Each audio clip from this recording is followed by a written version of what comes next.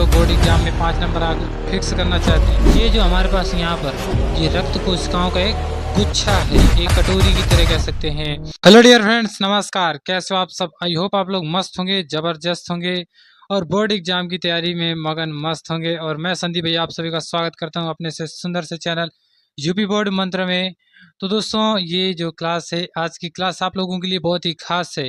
ये समझ के रखिएगा, अगर आप लोगों ने कभी प्रकरण और नेफ्रॉन की संरचना या रचना नहीं पढ़ी है तो आज की ये क्लास, विश्वास करिएगा, मैं आपके दिल में बसा के जाने वाला हूँ।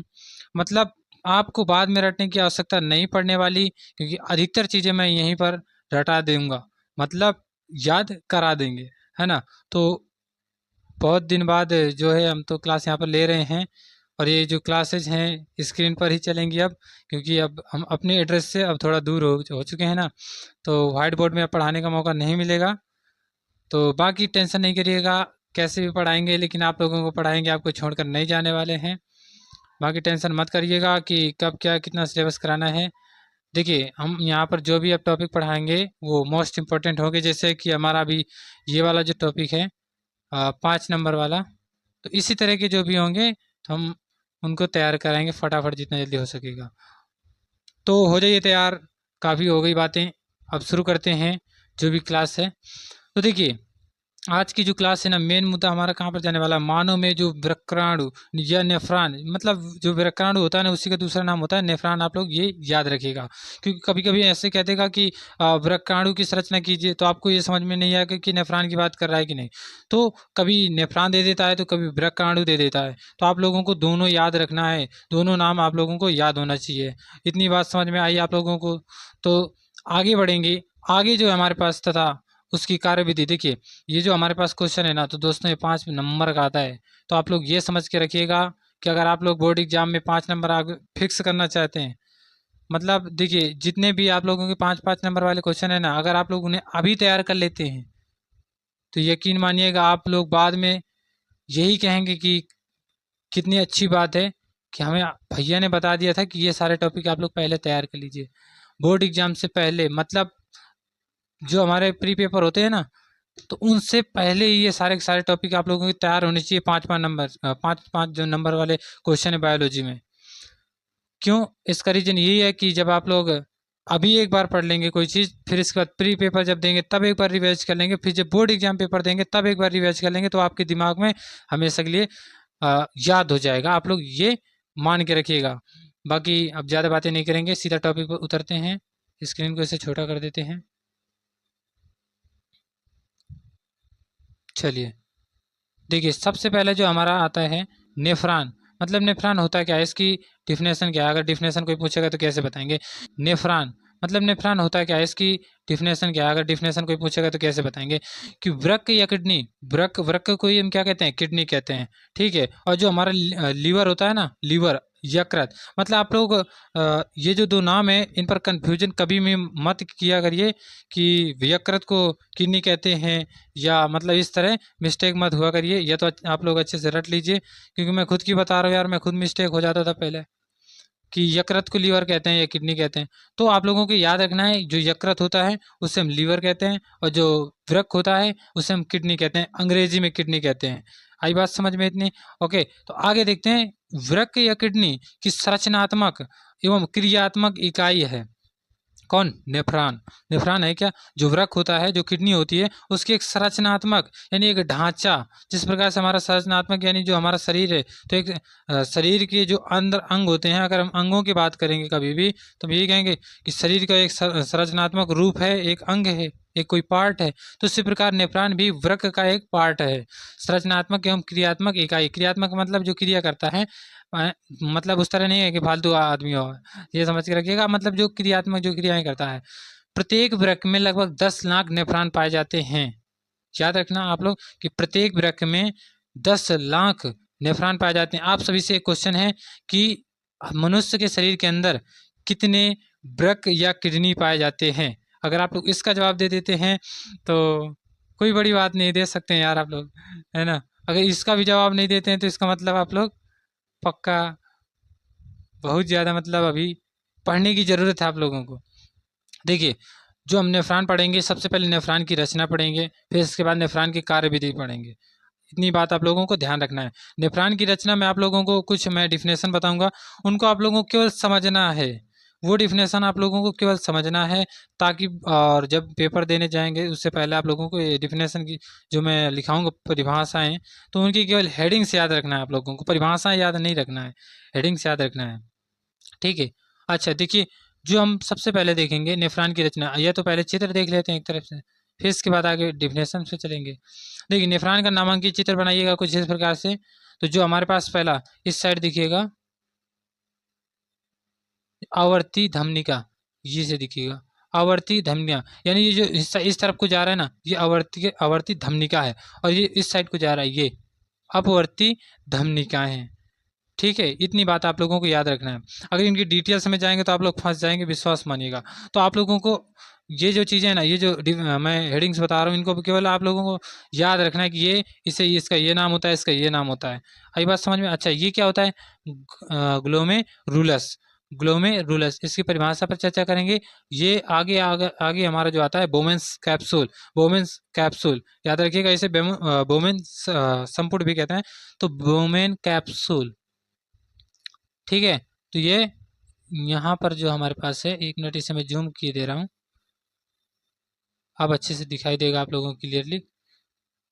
तो ये जो हमारे पास यहाँ पर ये रक्त कोशिकाओं का एक गुच्छा है। कैसा? रक्त कोशिकाओं का एक गुच्छा है। इससे ही हम लोग क्या कहते हैं? ग्लोमेरुलस, ग्लोमेरुलस कहते हैं। अच्छा, ये जो घिरा हुआ है, यानी एक कटोरी की तरह कह सकते हैं, या एक होता है ना प्याला, प्याला देखा है कभी? तो एक प्याले के आकार का होता है, उसे हम बोमेन कैप्सूल कहते हैं। इतनी बात समझ में आ गई होगी आप लोगों को, मुझे उम्मीद है। अच्छा, आगे बढ़ेंगे तो आगे चित्र में हमें देखने को मिल रहा है समीपस्थ कुंडली नलिका। इसका क्या नाम है? समीपस्थ कुंडली नलिका, जिसे हम शॉर्ट में कहते हैं पीसीटी। आगे देखते हैं, आगे जो आता है हमारा हेनले का लूप, इसे एकदम अच्छे से समझेंगे, हेनले का लूप क्या होता है। फिर आगे बढ़ेंगे, चित्र में आगे चलते हैं तो हमारे यहाँ पर पहुँचते हैं दूरस्थ कुंडलित नलिका में, यानी दूरस्थ कुंडलित नलिका को अंग्रेजी में कहते हैं डीसीटी। ओके, फिर इसके बाद देखेंगे संग्राहक नलिका, संग्राहक नलिका को समझेंगे। फिर इसके बाद मूत्रवाहिनी, मूत्रवाहिनी के बाद इसका कोई भी पार्ट नहीं रह जाता है आगे का, इतने को ही हम लोग नेफ्रॉन कहते हैं। बाकी आगे की प्रक्रिया यहाँ से क्या कहते हैं, मूत्रवाहिनी से आगे की प्रक्रिया हमने मानव में उत्सर्जन तंत्र में हमने पढ़ा दिया है, आप लोगों को समझ में वहाँ पर आ गया होगा। अगर आप लोगों ने अभी तक लेक्चर नहीं देखा है या देख लिया होगा तो समझ में आ गया होगा। जिस भाई ने नहीं देखा वो जाके यहाँ से देख लेंगे। ओके, ये बात आप लोगों को याद रखना है। जो भाई अभी तक नहीं पढ़े हैं, जो भी भाई बहन अभी तक नहीं पढ़े हैं, वो पढ़ लीजिएगा। चलिए, अब आते हैं नेफ्रॉन की संरचना। देखिए, आप लोगों को हमारे साथ लिखना नहीं है, केवल आप लोगों को समझना है। लिखने के लिए मैं ये पीडीएफ आप लोगों को टेलीग्राम में प्रोवाइड कर दूंगा। कौन से वो जो हमारे पास टेलीग्राम है, कौन सा, यूपी बोर्ड मंत्रा में, वहाँ पर आप लोगों को ये मिल जाएगा। तो आप लोगों को चिंता करने की कोई आवश्यकता नहीं पड़ेगी। देखिए, सबसे पहले नेफ्रॉन की संरचना में अगर देखेंगे तो नेफ्रॉन की रचना अगर करें तो नेफ्रॉन के दो मुख्य पार्ट होते हैं। सबसे पहला जो हमारा पार्ट है वो मालपीढ़िकाय है। मालपीढ़िकाय के भी दो पार्ट हैं, मालपीढ़िकाय के भी दो पार्ट हैं। बस इसी प्रकार से आप लोगों को याद रखना है इनकी जो हेडिंग्स हैं कि मालपीढ़िकाय में कितने पार्ट्स हैं, तो आप कहेंगे दो पार्ट्स हैं। फिर दो पार्ट्स की जो है हमारे पास हेडिंग्स, उनको लिखेंगे। फिर उनके बारे में अगर थोड़ी बहुत चीज़ें आप लोगों को पता होंगी तो लिख देंगे, मतलब थोड़ी बहुत चीज़ें अगर उनके बारे में पता होगा तो आप लोग लिख देंगे। अच्छा, तो देखिए, मालपीढ़िकाय, मालपीढ़िकाय में जो हमारे पास जो पहली डेफिनेशन है वो है सॉरी यार, हाँ, ग्लोमेरुलस, ठीक है। अच्छा, ये होती क्या है? देखिए, यहाँ पर हम सबसे पहले परिभाषा को समझेंगे। केशिकाओं का जाल, केशिकाओं का जाल जहाँ रक्त का निस्यंदन होता है। अब सबसे बड़ी जो बात आएगी आप लोगों को कि भैया ये निस्यंदन क्या होता है। अब रक्त का जाल या केशिकाओं का जाल, ये तो समझ जाएंगे सारी चीज़ें, लेकिन निस्यंदन होता क्या है, कि निस्यंदन क्या है। तो मैं आप लोगों को एक अच्छा सा एग्जांपल देता हूँ। एक कोई मिश्रण है, मिश्रण, कैसा मिश्रण, तो एक में हमने उसमें मिश्रण में क्या क्या मिला रखा है, जल, और जल की जगह क्या मिला है, उसमें बालू मिला देते हैं, ठीक है। मिश्रण है एक तरह का, आप लोगों को बस इतना समझ के रखना है। मिश्रण, किसी भी प्रकार का मिश्रण ले सकते हैं, आप घी दूध का मिश्रण ले सकते हैं, सॉरी दूध पानी का मिश्रण ले सकते हैं। लेकिन मेरे हिसाब से अगर मैं समझा पाऊँगा अच्छे से तो आप लोगों को बालू और पानी का एग्जाम्पल लेके समझा पाऊँगा। तो देखिए, बालू और पानी को आप लोगों को कैसे समझना है कि कोई छन्नी है और एक तरफ हमारा मिश्रण है। उस मिश्रण को हम छन्नी के द्वारा जब छानते हैं तो उसमें हमारे पास क्या अलग होता है? जल अलग होता है। यानी कुछ ना कुछ तो अलग होता है ना, मिश्रण से कुछ ना कुछ चीज़ें अलग होती हैं। ये जो अलग करना है, इसी क्रिया को या इस प्रक्रिया को ही हम कहते हैं ग्लोमेरुलस सॉरी निस्यंदन। इसी को हम क्या कहते हैं? निस्यंदन। यानी निस्यंदन में होता क्या है कि कोई मिश्रण होता है, उसमें ठोस या द्रव जो भी द्रव वस्तुएं होंगी या द्रव पदार्थ होंगे, ठोस या द्रव पदार्थ होंगे, वो छन कर बाहर आते हैं या अलग होने की प्रक्रिया को, ठोस या द्रव पदार्थों की अलग होने की या छन कर अलग होने की प्रक्रिया को ही हम निस्यंदन कहते हैं। इतनी बात समझ में आई होगी आप लोगों को। आई होप आप लोगों को समझ में आ गया होगा। तो हम आगे बढ़ते हैं, ठीक है। तो ग्लोमेरुलस में आप लोगों को इतना ही पढ़ना है। फिर आते हैं बोमेन कैप्सूल में। बोमेन कैप्सूल की डेफिनेशन क्या कहती है? ग्लोमेरुलस से छनकर आए निस्यंद को ग्रहण करता है। अब देखो, जो बोमेन कैप्सूल होता है, जो ये होता है, अब देखिए, बोमेन कैप्सूल से ऊपर कौन था? ग्लोमेरुलस। ग्लोमेरुलस वो क्या था? रक्त कोशिकाओं का एक गुच्छा था। रक्त कोशिकाओं का अगर डिफिनेशन ना समझ में आए कुछ भी ग्लोमेरुलस की, तो आप लोग क्या कहेंगे कि जो रक्त कोशिकाओं के गुच्छे को ही हम ग्लोमेरुलस कहते हैं। फिर अच्छा, वहां से जो हमारा निस्यंदन आया था, निस्यंदन जो भी चीजें छनकर आई थी ग्लोमेरुलस के द्वारा, तो देखिए वो बोमेन कैप्सूल में कैसे समझेंगे? ग्लोमेरुलस से छनकर आए निस्यंद को ग्रहण करता है। मतलब जो ग्लोमेरुलस में जो चीज़ें छनी, जो चीज़ों का निस्यंदन हुआ, वो चीज़ कहाँ पर आई? बोमेन कैप्सूल में आई। तो बोमेन कैप्सूल उन चीज़ों को क्या करता है? ऑब्जर्व कर लेता है।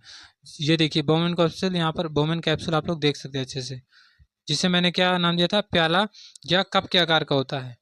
तो अगर कोई पूछेगा जो बोमेन कैप्सूल होता है वो किस आकार का होता है, तो आप लोग क्या कहेंगे? कप या प्याले के आकार की एक संरचना होती है, जिसे हम बोमेन कैप्सूल कहते हैं। जो क्या करता है? जो ग्लोमेरुलस द्वारा निस्यंदन किए गए पदार्थ को क्या करता है? ऑब्जर्व करता है, ग्रहण करता है। इतनी बात आप लोगों को समझ में आ गई होगी। ये तो मैं दावे के साथ तो कह ही सकता हूँ यार, क्योंकि इतना समझा रहे हैं तो कुछ ना कुछ चीज़ें आप लोगों की समझ में तो आना ही चाहिए। अगर समझ में आ रहा है तो बाकी आप लोग कमेंट में बताइएगा, अपनी राय जरूर दीजिएगा, क्योंकि वो बहुत ज़रूरी होती है हमारे लिए। अच्छा, आगे देखते हैं। आगे जो हमारा अगला जो पार्ट है, नलकीय भाग। हमने यहाँ पर कितनी रचनाएं की बात करी थी? 2। कितनी रचनाएं की बात करी थी? 2। तो ये है हमारी दूसरी, यानी दूसरा पार्ट, नलकीय भाग। अब इसमें हमारे पास 3-4 पार्ट्स आ जाते हैं, जिन्हें समझना थोड़ा ज़रूरी है। बाकी अगर आप लोग पेपर के लिए इनकी केवल हेडिंग्स याद कर लेंगे तो बहुत है, क्योंकि 5 नंबर का आता है। 5 नंबर पे 5 पेज तो लिखना नहीं होता है, 1 पेज बहुत होता है। एक चित्र बना देंगे और कुछ हेडिंग्स लिख देंगे और उसकी कार्यविधि लिख देंगे, तो आप लोगों को 5 नंबर आराम से एग्जामिनर देगा, चला जाएगा। उसमें कोई भी टेंशन लेने की आवश्यकता नहीं है आप लोगों को। तो देखिए, नलकीय भाग में अगर ट्यूबुलर पार्ट की बात करें, तो सबसे पहली जो हेडिंग आती है हमारे पास, समीपस्थ कुंडली नलिका, यानी जो पीसीटी होता क्या है? तो उपयोगी पदार्थों का पुनः अवशोषण करता है। पुनः अवशोषण का मतलब कैसे भैया? पुनः अवशोषण का मतलब कैसे कि मतलब अगर कोई चीज़ पहले छन कर आ गई होती है। देखिए मैं चित्र पे यहाँ पर समझाता हूँ। समीपस्थ कुंडलित नलिका माने, देखिए मैंने यहाँ पर क्या कहा था, जो बोमेन कैप्सूल होता है वो क्या करता है? निस्यंदन को अपने अंदर ऑब्जर्व कर लेता है। तो वही क्या करेगा? समीपस्थ कुंडलित नलिका के द्वारा गुजरेगा। वही समीपस्थ कुंडलित नलिका के द्वारा गुजरेगा। फिर वही क्या करेगा? जो भी उसमें उपयोगी पदार्थ होंगे, जो जा रहे होंगे, किधर की ओर जा रहे हैं। अब जी देखिए, मैं एक चीज़ आप लोगों को यहाँ पर बताऊंगा। जैसे ही बोमेन कैप्सूल से वो निस्यंदन बोमेन कैप्सूल में आया, तो इसके बाद यहाँ से हेनले के लूप के द्वारा फिर दूरस्थ कुंडली नलिका से यहाँ से ऐसे ऐसे ऐसे ऐसे करके इधर को जा रहा था। कौन जा रहा था? अब जो हमारे शरीर के अंदर जो हम लोग शरीर के अंदर लेते हैं, जैसे अब एग्जाम्पल की तरह यूरिया हो गया, काफ़ी सारी चीज़ें हैं उसके अंदर। हाँ, सीधा सा अगर मैं कहूँ तो पेशाब जो होता है, तो उसमें काफ़ी सारी चीज़ें जो होती हैं हमारे शरीर के लिए हानिकारक भी होती हैं, लाभदायक भी चीज़ें होती हैं। तो जो समीपस्थ कुंडली नलिका होती है ना, कि अगर कोई चीज़ उसमें पेशाब के द्वारा जो पेशाब होता है, अगर उसमें कोई भी चीज़ जो शरीर के लिए लाभदायक है अगर उसके साथ जा रही है तो उसे क्या कर लेता है, पकड़ लेता है कि आओ भाई किधर जा रहे हो, मतलब उसे जाने नहीं देता। उसे क्या करेगा, दोबारा पकड़ेगा और दोबारा वहीं फेंक देगा उसी जगह में, कह देगा जाओ दोबारा छन के आओ। मतलब देख रहे हो कितनी, मतलब एक कंपनी की तरह काम कर रहे हैं कि अगर कोई भी पार्ट अगर उसमें खराब, मतलब सॉरी, खराब पार्ट के साथ में कोई अगर अच्छा पदार्थ आ जाता है तो उससे कहता है इधर आओ, तुम इधर आओ, पकड़ेगा उसे और दोबारा उधर ही फेंक देगा, कहेगा जाओ दोबारा से वहाँ से, मतलब क्या कहते हैं, अपने आप को साफ करो, जितना भी अच्छा पदार्थ है वो शरीर के लिए रख लो। मतलब कि जो भी अच्छा पदार्थ है उसे जाने नहीं देते हैं। ये समीपस्थ कुंडलित नलिका का काम होता है। तो आप लोग सीधा से इसे याद रखेंगे, उपयोगी पदार्थों का क्या करता है, पुनः अवशोषण करता है। अवशोषण का मतलब होता है अपने अंदर ऑब्जर्व कर लेता है, अवशोषित कर लेता है, समाहित कर लेता है। अच्छा, हेनले का लूप क्या करता है, जल एवं लवण का संतुलन बनाए रखता है। मतलब कितना जल और कितना लवण की मात्रा रखना है वो कौन संतुलन बनाए रखता है, हेनले का लूप। ये जो लूप बना होता है ना, जिसका नाम हेनले का लूप है, हेनले का लूप है, तो वो क्या करता है, जल की मात्रा को और किसकी मात्रा को, लवण की मात्रा को, ये संतुलन बनाए रखता है। अगर कभी भी धोखे से या मतलब अनजाने में अगर कहीं मात्रा किसी की ज़्यादा हो गई, कहीं जल की मात्रा ज़्यादा हो गई या लवण की ज़्यादा हो गई, तो कुछ चीज़ें हैं जो शरीर के लिए हानिकारक हो सकती हैं। तो ये क्या करता है कि जल और लवण के संतुलन बनाए रखता है, एकदम एक एक लाइन की, वो भी छोटी छोटी सी लाइन की डिफिनेशन से। दूरस्थ कुंडलित नलिका क्या करती है, आयनों का पुनः अवशोषण करती है, वह उनका स्राव भी करती है। अवशोषण का मतलब अपने अंदर समाहित कर लेती है, और स्राव का मतलब उन्हें बहाती भी है, या कह सकते हैं स्राव किसी चीज़ को छोड़ना, यही समझ सकते हैं स्राव का मतलब उनका अवशोषण भी करती है, फिर छोड़ती भी है। ये आयनों का क्या करती है, पुनः अवशोषण करती है। और फिर समीपस्थ कुंडली क्या करती है, तो आप कहेंगे समीपस्थ कुंडली क्या करती है, वो क्या करती है, तो आप लोग यही कहेंगे कि वो जो समीपस्थ कुंडली है तो किसी भी अच्छे से अच्छे पदार्थ को क्या करती है, पकड़ लेती है, फिर उसे पुनः अवशोषण के लिए भेज देती है, इन्हें अपने अंदर समाहित कर लेगी, फिर उसे सफाई, उसे जो भी चीज़ें शरीर के लिए लाभदायक होंगी उनको रख लेगा, ऑब्जर्व कर लेगा, शरीर के लिए भेज देगा। ठीक है। अच्छा, जो हमारे पास अगली हेडिंग्स आती है वो है संग्राहक नलिका। संग्राहक नलिका क्या होती है, मूत्र एकत्र कर मूत्र वाहिनी की ओर भेजती है। क्या करती है, मूत्र को एकत्र कर, मूत्र एकत्र कर मूत्र वाहिनी की ओर भेजती है। अब देखिए यहाँ पर सारी क्रियाएं हो चुकी होती हैं, यहाँ पर नेफ्रॉन के द्वारा सारी क्रियाएं हो चुकी होती हैं, यानी अब कह सकते हैं कि जो हमारा ये सारी क्रियाएं गुजर कर जो आ रहा है वो मूत्र बन गया है, यानी एक पेशाब बन चुका है। उस पेशाब में अब सब के सब चीज़ें जो भी हैं खराब पदार्थ ही हैं। अब उसमें जितने भी अच्छे पदार्थ हैं वो सब के सब बीच रास्ते में ही उनसे खींच लिए जाते हैं, ले लिए जाते हैं। जैसे समीपस्थ कुंडली को देख लिया, समीपस्थ कुंडली ने जो भी अच्छे पदार्थ पाए, लाओ इधर लाओ, पकड़ लिया, वहीं छीन लिया उससे। आई बात समझ में। तो और वहाँ पर देख सकते हैं जो हेनले का लूप था वो भी क्या कर रहे थे, जल और लवण को क्या कर रहे थे, जल और लवण के संतुलन बनाए रखे थे। फिर जो आता है हमारे दूरस्थ कुंडली नलिका जो होती है, यानी जैसे शॉर्ट में कहता है डीसीटी, वो क्या करता है, वो आयनों का ही पुनः अवशोषण करता है। यानी अब जो आया है ना संग्राहक नलिका में, तो वो एक मूत्र की तरह है, तरह नहीं है, वो मूत्र ही है, ये समझिएगा। वो अब पेशाब बन चुका है, तो पेशाब एकत्र करके उसे मूत्रवाहिनी की ओर भेज देती है। अब मूत्रवाहिनी की ओर चली जाएगी तो इसके बाद आप लोगों को पता ही होगा क्या क्रियाएं होती हैं, क्योंकि मैंने मानव का उत्सर्जन तंत्र जब पढ़ाया था तो वहाँ एक एक पार्ट्स की बात करी थी, मूत्रवाहिनी और जो भी इसके पार्ट्स होते हैं, मतलब कहाँ से कहाँ की ओर गुजरता है, वो सब मैंने वहाँ पर चर्चा करी थी। अगर आप लोगों ने अभी तक वो क्लास नहीं देखी तो आप लोग देख लीजिएगा, वो भी 5 नंबर का ही टॉपिक है। अगर आ जाएगा तो आपके पसीने छूट जाएंगे, इसलिए मैं चाहता हूँ कि आप लोग वो चीज़ें तैयार करके रखिएगा। ठीक है। ये लेक्चर धीरे धीरे काफ़ी बड़ा हो जा रहा है यार, थोड़ी जल्दी जल्दी करते हैं। अच्छा, अब जो आता है नेफ्रॉन की कार्यविधि, नेफ्रॉन की कार्यविधि को समझेंगे। यहाँ पर नेफ्रॉन की कार्यविधि में पहला है जो ग्लोमेरुलर निस्यंदन। अच्छा, ये क्या होता है, ये क्या होता है, आवर्ती धमनिका से आए, आवर्ती धमनिका जो मैंने अभी बताया था चित्र में, आवर्ती धमनिका देखिए एक बार और, ये रहा आवर्ती धमनिका, ये रहा आवर्ती, ये रहा आवर्ती धमनिका, ये रहा अपवर्ती धमनिका। ठीक है, चलिए दोबारा चलते हैं वहीं पर। आवर्ती धमनिका से आए रक्त का उच्च दाब के कारण ग्लोमेरुलस में निस्यंदन होता है। जैसे किसका किसका होता है, जल का होता है, लवण का होता है, ग्लूकोज का होता है, यूरिया का होता है, आदि छानकर वोमेन कैप्सूल में पहुंचते हैं। और इसी को हम ग्लोमेरुलर निस्यंदन कहते हैं। हमने वहाँ पर क्या पढ़ा था, ग्लोमेरुलस पढ़ लिया था, उसी वही है ग्लोमेरुलस या ग्लोमेरुलर। बस इसमें नाम क्या जुड़ गया, निस्यंदन, और निस्यंदन का अर्थ तो मैंने अच्छे से समझा ही दिया था। इतनी बात समझ में आ गई होगी आप लोगों को।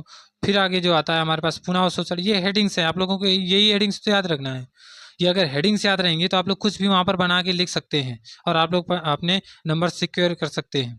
ठीक है, पुनःअवशोषण में क्या होता है, जैसे पीसीटी हो गया, हेनले की लूप हो गया, डीसीटी हो गया, और वह संग्राहक नलिका में उपयोगी जो भी पदार्थ जैसे जल, ग्लूकोज, अमीनो अम्ल, लवण पुनः रक्त में क्या करते हैं, अवशोषित हो जाते हैं। मतलब पुनःअवशोषण की क्रिया आप लोग आसानी से बता सकते हैं। पुनःअवशोषण का मतलब जो भी अच्छी चीजें हैं उनको क्या करता है, दोबारा अपने अंदर अवशोषण कर लेता है। तो रक्त के अंदर ये सारी चीजें दोबारा मिक्स हो जाती हैं, फिर दोबारा इनका क्या होता है, निस्यंदन होता है। निस्यंदन का मतलब छनते हैं, फिर इसके बाद जो भी अच्छी चीजें होती हैं वो शरीर में यूज हो जाती हैं और बाकी खराब चीज आ जाते हैं, क्या बनकर, पेशाब बनकर। ठीक है। अच्छा, निस्सरण, निस्सरण की डिफिनेशन क्या कहती है, डीसीटी व संग्राहक नलिका में अतिरिक्त आयन जैसे H+ हो गया, K+ हो गया, NH4+ हो गया। यहाँ पर देखिएगा एक चीज कॉमन है, यहाँ पर धन आयन जो भी है धन आयन है, मतलब जो भी आयन है तो वो धन है, ये आप लोगों को याद रखना है। बाकी पेपर में ज़्यादा खास पूछा नहीं जाता, तो H+, K+, NH4+ ये हमने एग्जाम्पल के लिए रखा था।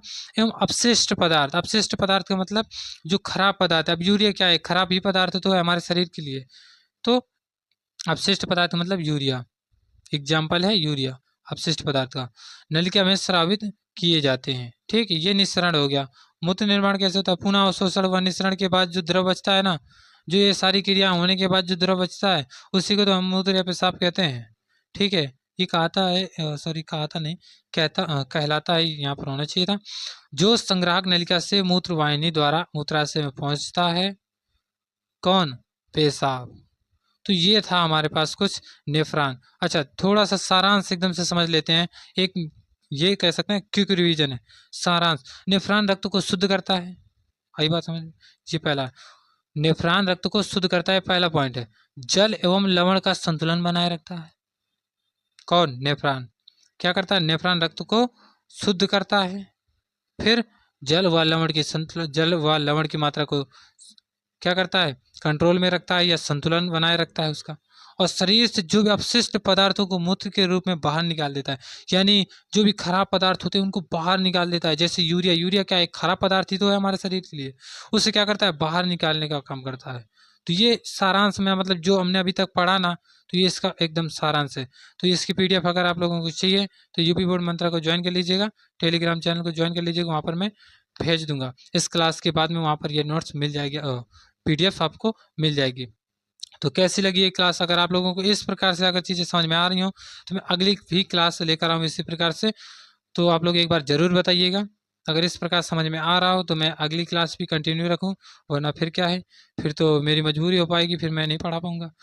क्योंकि यार अभी मैं थोड़ा दूर हूँ, तो आप लोगों को इसी प्रकार पढ़ना होगा। आप लोग देखते होंगे बड़े बड़े चैनल्स में इसी प्रकार पढ़ाए जाते हैं। जो पेड बैच हो जाते हैं, पेड बैच जो होते नहीं है, जैसे मैं किसी कंपनी का नाम ले लूँगा, वो क्या करते हैं, बैच खरीदते हैं बच्चे, तो फिर जब क्लास के अंदर एंट्री करते हैं तो कुछ इस प्रकार से पढ़ाया जाता है वहाँ पर। तो ज़रूरी नहीं कि बोर्ड में ही पढ़ाया जाए, तो चीज़ें इस प्रकार से भी समझ सकते हैं आप लोग। ठीक है, तो बाकी फिर मिलते हैं नेक्स्ट क्लास में। बाकी बताइएगा इस क्लास का जो भी रिएक्शन रहा आप लोगों का, कैसा समझ में आई, कितनी चीज़ें समझ में आई। अगर इस क्लास में आप लोगों को कुछ चीज़ें नहीं समझ में आई हैं तो मैं अगली क्लास में क्या करूँगा, उन्हीं चीज़ को समझा दूंगा दोबारा, बस आप लोग कमेंट कर दीजिएगा। बाकी अगर समझ में आ गया हो तो इस वीडियो को लाइक करेंगे, चैनल को सब्सक्राइब करेंगे। फिर मिलते हैं नेक्स्ट वीडियो में, तब तक के लिए जय हिंद, जय भारत।